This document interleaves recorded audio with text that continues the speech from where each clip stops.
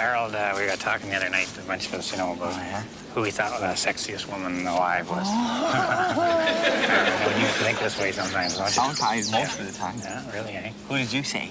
Well, Doris Day. Oh, she is. She's very sexy. You see her in Pillow Talk? Yes, yeah. with Rock Hudson. Rock Hudson. Tony Randall. Really? Yes, with Pillow Talk. And then she drove some convertible into a swimming pool one time. Oh, yeah. Well, that was the one with James Garner. You got it mixed up. You think, who's she sexy with? Doris Day. Doris Day, still her? Yeah. Who do you think? Carol O'Connor. That's a guy. I'm Carol Channing. Carol Channing. That's a guy, too. Lynn Swan? Well, we got the mystery about the movie, and it's not a movie mystery. We got her all straightened out.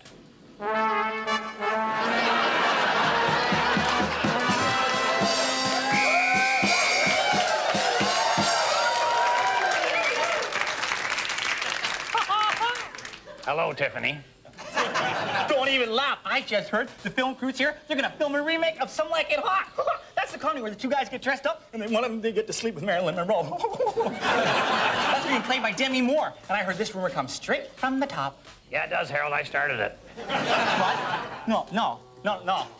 No, because it's called Some Like It Hot. So. Yeah, it's called Some Like It Hot. It's a documentary on global warming. This is totally embarrassing then. You should see old man Cedric in that pink chiffon number. He looks like a cocktail prune. Turns out the guys looking at the aliens were actually doing an environmental picture on a total environmental collapse up here. Oh, no, that means they're gonna shut down Possum Lodge. No, it's okay. I blamed all the pollution on big business. They love that. That really is your color, Harold. Oh, there's the possum call. I can't wait to get to the meeting and see the rest of the Rockettes. Well, I'm gonna change first.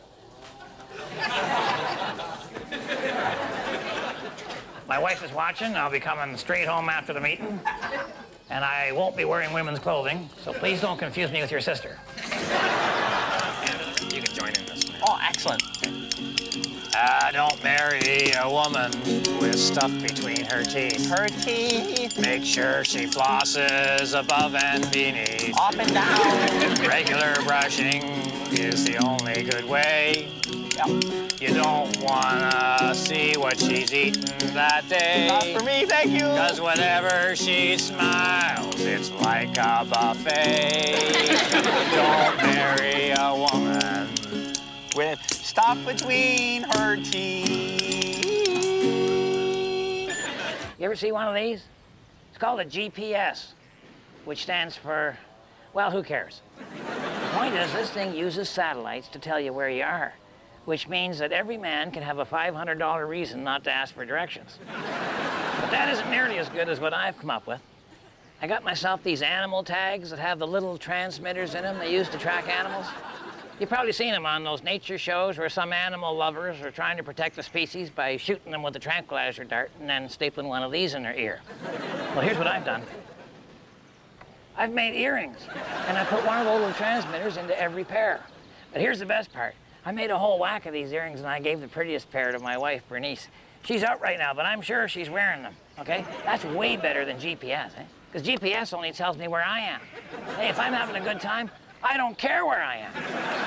But with these transmitting earrings, every time Bernice comes home early or saunters out to the garage to see where the smoke is coming from, this baby starts beeping, which gives me time to hide the damage or at least come up with an excuse. Oh, man. She wasn't due back for a couple hours. Hi, honey.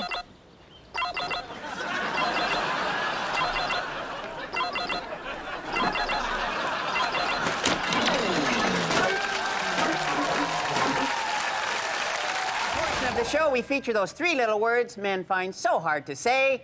I don't know. Okay. Today's letter reads as follows. Dear experts, I have a rather unusual problem. I'm a happily married man, yet I have fallen in love with another woman. Oh, geez, read another letter, Winston. Get something on time travel or putting a barbecue together. No. This is exactly the type of letter that we should be answering. It gives all of us a chance to show our sensitivity and compassion. All right. Go ahead, Winston. Harold will answer it. Okay. Whenever I see her, my heart beats faster, I get a lump in my throat, and I break out in a cold sweat. Okay, could be love. Could be malaria. My guess is if it lasts, it's probably malaria. You said I can answer this one. All right, I'm sorry. Let me answer it. All right. Let me answer All it. right. Let me answer All it. right. Go ahead, my son. I'm not a nut or anything. Oh, yes, he is. Oh, yeah. Whenever they say they're not a nut, they're a nut. He's not a nut. He's a person with a problem, and we are going to help him solve it. Read on, Winston. I'm in love with Queen Elizabeth.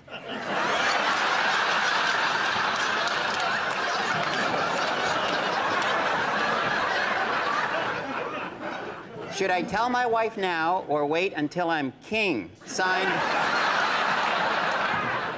on the throne.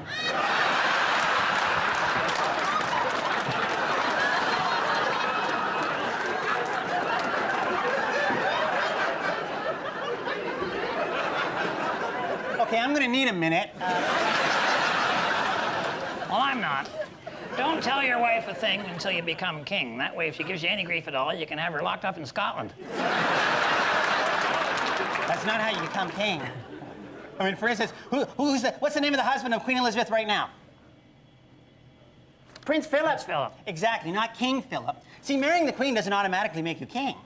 Geez, I never noticed that before. Yeah. See, I think this fellow's gonna have to rethink his whole plan. I don't think the answer is marrying Queen Elizabeth. Oh, I agree. That'd be weird being married to the Queen. Having her face on all your money? Instead of just having her hands on your money. Huh? Oh, I'm just kidding, Bernice. No, my advice to this person is, if you want to be married to a queen, then you could practice by treating the wife you have like one now. You know what? That is sound advice for any married man. You guys have no idea what you're talking about. I want to talk to you older guys out there about the dangers of shopping for your wife. Most importantly, I'm talking about her reaction to that gift you just bought her. Now, I know some of you have been buying her gifts for 25 or 30 years and you think you're getting pretty good at it. Well, you're not. The truth is that men run out of good gift ideas after about the 5th year of marriage. And that's when the phrase, "Oh, I love it, honey, it's just what I wanted," is replaced with, "Did you keep the receipt?" I know we've all been there. That time you bought her that picture of the dogs playing poker. Or the year you enrolled her in the barbecue sauce of the month club. Remember when you got her that hilarious fish that sings when you clap your hands?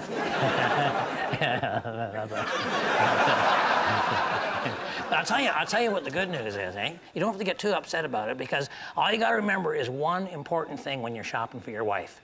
Men are from Mars, women have taste. So the next time you're shopping for a gift for your wife, look around the shop.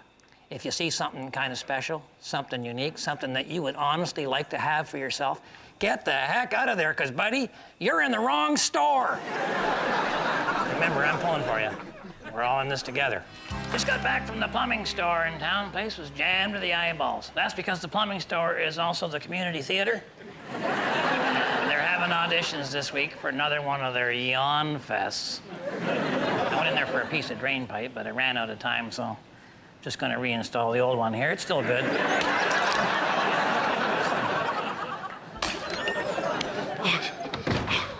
Red. What? What? Do you have a sweatband? A sweatband. Like an extra. Well, An extra sweatband. Yeah, if I had a sweatband at all, Dalton, it would be an extra one. Believe me. What are you trying to do? Kill yourself so you can collect the insurance here? No. Trying to get in shape for the community theater auditions. Oh. I'm just about exhausted from all this jogging. Oh, yeah? Oh, How far have you gone? oh, just from the door to here. It's all uphill. Hill, yeah. I gotta get in shape, right? You know, they're doing a stage version of the movie Gladiator. Oh, yeah, no, I saw that one. That's where the guy fights everybody to the death, isn't it? That's the part I want, the lead.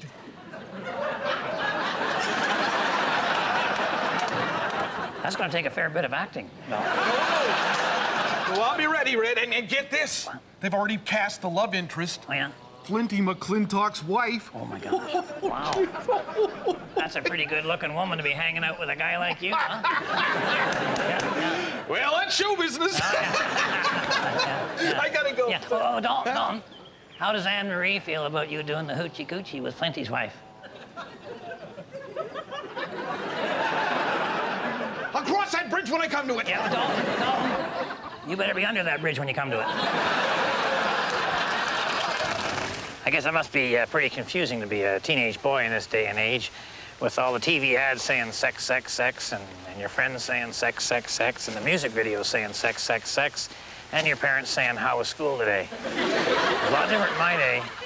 You know, in my day, the girls wore skirts and dresses, and if your girlfriend said the F word, it was fiancé. We put girls up on a pedestal, and it wasn't just to look up their dresses.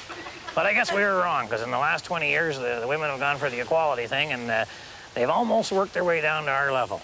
Almost, although I have yet to see a woman actually scratch herself at the table. I don't get it, though, because being equal to, say, a member of Possum Lodge is pretty much an insult. But I don't understand it, and again, if I understood women, I wouldn't be where I am today.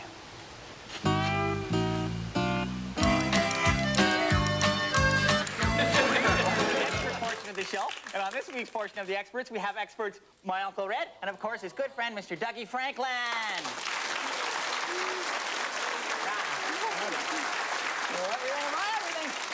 Okay, here we go. First letter goes as follows. Dear experts, I find a certain woman very attractive, and she seems nice. But whenever I talk to her, she makes a face like she smells something burning. And then she jumps into a taxi. What's the deal? Signed, Mr. Lonely. Well, not much to go on there, Harold. Mr. Lonely could be Mr. Loser. Or maybe the woman's just playing hard to get. Well, no, Red.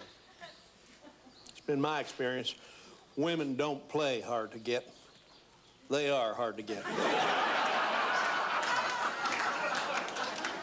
You don't just walk up to a woman and start a conversation. You drive up. And there's a hint, bold as brass, in that letter. She got into a taxi. Hint, hint, get yourself a set of wheels. What, like your monster truck, Mr. Franklin? Because personally, I find that, completely inappropriate. Well, don't you go kidding yourself, Harold. Women love a monster truck. They love the power. They love the size.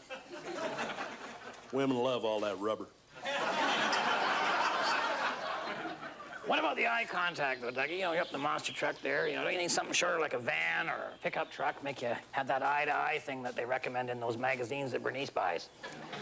You're on to something there, Red. If you take that thought just a little bit farther, it might behoove you, when you go to buy your vehicle, to get one that puts you right at eye level of whatever it is you want to be looking at, while you're talking to her. Catch my drift. And another thing, power windows. Power windows. Women love a man that can drive up smooth as can be, raise and lower his windows without cranking and wheezing. You know what? It makes them think you're good with your hands. Oh, she had a rifle on her dresser, a shotgun on the floor, a pistol in her pillow, and an Uzi by the door. She had enough artillery to start a conflagration, and when she threw her arms around you, you were pretty much there for the duration. This week on the experts portion of the show, joining my Uncle Red is Mr. Edgar K.B. Montrose.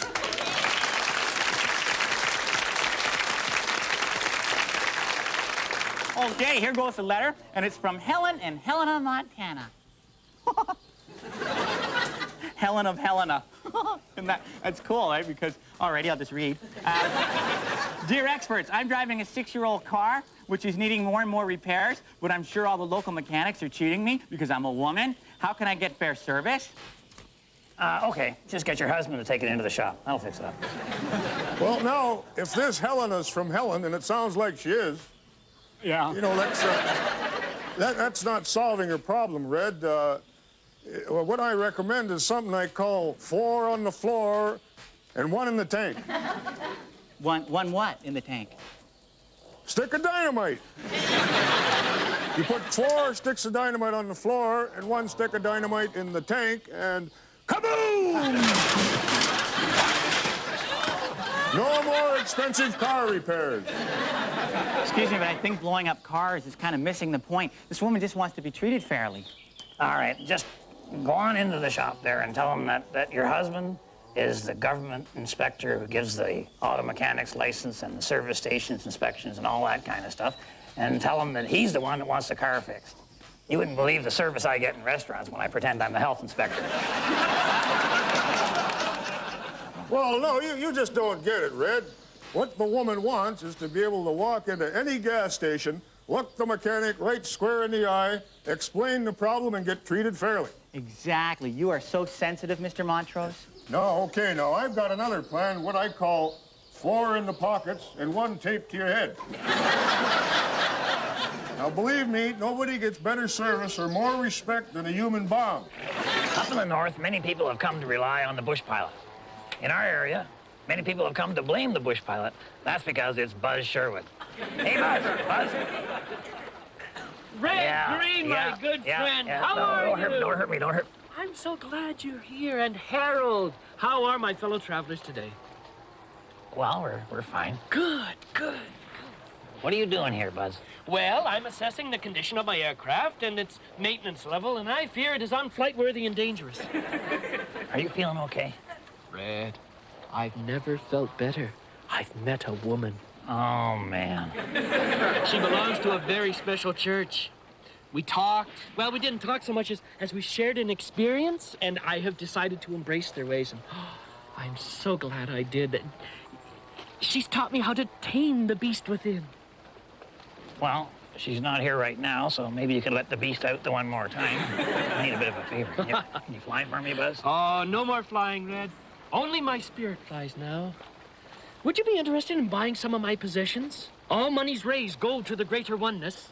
Well, I don't think your clothes would fit me. I'm kind of a greater oneness myself. My albums. You would enjoy some of my albums. No, they wouldn't fit me either. Never been a big Moby Grape fan. Moby Grape, the old Buzz. Yeah. Now the new Buzz has focus.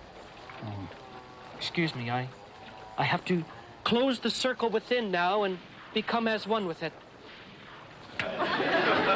Well, it's too bad, Buzz, you know. I mean, I certainly respect your decision, but, you know, what I was planning on getting you to do is to get up in the plane there and take some buckets of paint and open the doors. Well, that won't be necessary, and just take the lids off, throw the paint out there, and then catch in the wind and fall down and paint all the leaves on all the trees in the forest, you know. And the colors that we picked, the old Buzz would have liked. It would have been purple and yellow and kind of an orangey, rusty magenta thing. Psychedelic? Yeah. Far out! Yeah. Freaking great! I'm freaky! I'm in! All right. That sounds like a great idea! All right, that oneness thing we'll leave till later. Oh, this, yeah, sure. Yeah. This thing, we can do this another day. All right. This painting a forest sounds way better. All right. Yeah, Great. I'm in. Wait. Didn't you say the plane was unsafe? Oh, yeah, but it's okay, because I'm at one with it. Well, I'm not. I want to talk to any of you guys who've been married to the same woman for 20 years or more. I know what you're going through. Bernice and I are in our 28th year of controlled bliss. I know it takes a little extra to keep her going that long. You know, it seems that after about 20 years of marriage, the marriage turns into kind of like a routine. Sort of like being on a diet, losing a whole bunch of weight, and they put you on what they call a maintenance diet. Yeah, a lot of marriages turn into a maintenance diet, you know. You can have a little nibble every once in a while, but there's a general embargo on pigging out. Well, it seems to me that this is all backwards, you know, because when you're young and as good looking as you're going to get, you don't need anybody making a fuss over you at that time, because you've got lots of alternatives. You can get anybody you want. But when you've grown a little older, maybe put on a couple of 100 pounds or so, and your face looks like Nolan Ryan's glove, and you are pretty much out of alternatives. So I say, the longer you've been married, the more affectionate you should be with each other. Get off the maintenance diet and go nuts. But not on the dining room table. At least not till the kids move out, all right? I'm pulling for you, because we're all in this together. Well, by golly, this is a big day. Probably my favorite day of the year, next to Christmas and Pancake Tuesday. This is just the best day. It's the most fantastic day, you know. Yep. And it's not just the gifts either. You know, it's the thoughtfulness of people. You know, the appreciation of people. That's what it's all about. Well, you know, of course, the balloons and the fancy cake don't hurt at all either, you know. I don't think we're talking about the same special day here, Harold. No? No. What special day are you talking about? Asphalt Day. Asphalt Day? Well, no, I'm talking about Aunt Bernice's birthday. What? Aunt Bernice, Uncle Red. Bernice, my wife? Bingo! What'd you get her? You ever get the feeling that cruel fate is playing you out like a bass? Would that be a largemouth? Would that be a suicide attempt? So I'm heading out to the main highway in the possum van. Some moron has taken all the asphalt out of the big pothole by Pie Peak turnoff. Man, I nailed her. Bent a strut, broke a tie rod, and took a pretty good shot in one of my ball joints. So consequently, I didn't get to Port Asbestos, and I couldn't get Bernice a birthday gift at the gas station. That was a very novel concept there. An interesting shopping venue, Uncle Red, a gas station. But, you know, I guess you're after that high-end stuff, huh? You know, the fuzzy dice, the road maps, keychains, things like that, you know? I was getting her a set of glassware, Harold. It's free with a fill-up, okay? And there's 12-ounce glasses. They're unbreakable, and the Sunoco logo matches our kitchen. Well, then, yes, of course. So what are you going to do now? Plan B, Harold. Sell me your gift there. I'd love to. Oh, great. Thanks a lot, Harold. But I can't. That'd be wrong. Why? What do you mean? That'd be wrong. I made it for her. Aw, come on, Harold. I'm her husband. It's important what I give her. You're just a nephew. She couldn't care less about you. That's not true. That's not even true because I know she likes me very much. I like her very much, and she knows I like her very much because I have never forgotten her birthday. But I'll tell you what you could do. Okay? You go to your friends and you ask them if they have any useless gifts laying around, you know? Like gifts they gave to their wives, but the wives knew right away it was way too useless to ever use. So it's laying around there. Ask them for one. So you're suggesting I get a useless gift for Bernice? Yeah, it's not like we're going to be breaking tradition here, Uncle Red. I gotta go home soon, and I still haven't got anything for Bernice's birthday. But I'll tell you, Harold, you were right on the money about the lodge members and the stuff they've bought for their wives over the years. You know? Yeah, the selection was there, wasn't it? Oh, Harold, you should have seen this stuff, man. Crate makers, hot air popcorn poppers, individual grills, cheese, sandwich, waffle iron things, bread maker, electric wiener warmer. Unbelievable. Well, why didn't you buy her one? Well, Bernice already has all those. Oh. Oh, you know what you could do? Get her like a romantic intangible. Oh, that's a good idea. Are they electric?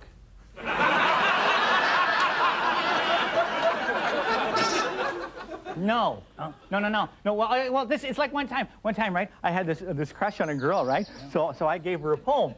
Well, I wrote one. You know, when it came time to actually give it to her, I panicked, so I swallowed it. Yeah. I didn't think she wanted it after that. No, a poem won't work, Harold. Nothing rhymes with Bernice. I know what I'm gonna do.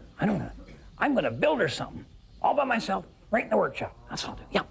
Yep. Well, nothing says I like you like good one-side plywood. This is the one, Harold. Get off there, you gall darn son of a gun. I got her now. I got her this time. Well, can you imagine, eh? What Bernice, I come home, huh? Look at this. What do you think, huh?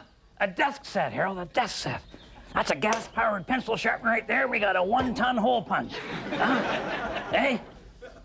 Huh? What do you think? Oh, ashtray. She don't smoke. I'll buy her cigarettes.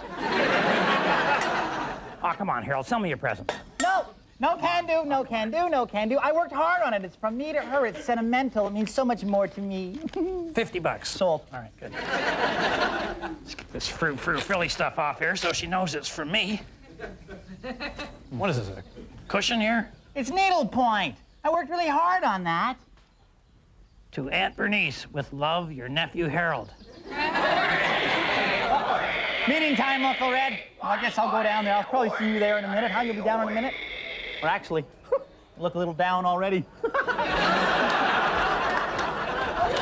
Well, my wife is, well, oh my gosh. Are you watching, Bernice? Well, I guess I'll be sleeping out in the porch tonight, but don't worry about me. I'll have this cushion, you know. And hey, happy birthday. And remember, you're not getting older, you're getting more forgiving, I'm hoping. Sit down. Come on, you guys. Sit down. All right, please.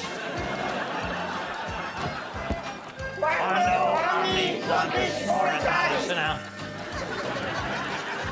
Alrighty, bow your heads for the woman's prayer. I am a woman. Hear me roar. I'm in charge. Get over